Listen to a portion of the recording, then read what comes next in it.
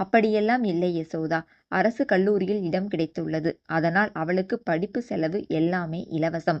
அதனால் நீ ஒன்றும் வருத்தப்பட வேண்டாம். உன் பையனுக்கு காசு சேர்த்து வைத்துக் கொண்டுதான் இருக்கிறேன் என்று நக்கலாக பேசிவிட்டு சென்று விட்டார் தென்னரசு.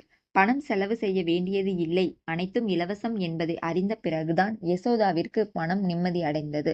இவ்வளவு நாட்கள் கிராமத்தில் பாட்டியிடமிருந்து படித்துக் கொண்டிருந்தாள். கல்லூரியில் சேர்ந்த பிறகு அவள் கல்லூரி விடுதியில் இருக்க மனம் இல்லாததால் பக்கத்திலேயே ஒரு வீட்டை வாடகைக்கு எடுத்து தனது பாட்டியுடன் அழைத்து கொண்டு சென்று அவளும் பாட்டியும் அங்கேயே இருந்து விட்டனர். ஏன் பாட்டி, நீங்க அங்க கிராமத்துல ரொம்ப சந்தோஷமா இருந்தீங்க. இந்த பட்டணத்துக்கு உன்னை தனியா கூட்டிட்டு வந்து ரொம்ப கஷ்டப்படுத்துறேனா? சொல்லுங்க பாட்டி என்று கேட்டாள் கவிதா. அப்படியெல்லாம் ஒன்றுமில்லை. எனக்கு எங்க இருந்தாலும் உன் கூட இருக்கிறது தான் ரொம்ப சந்தோஷம். நீ ஒரு பெரிய மருத்துவரா வந்து ஏழைகளுக்கு இலவசமா வைத்தியம் பார்க்கறத பார்க்கணுங்கிறது தான் என்னோட ஆசை என்று கூறினாள் வைதேகி.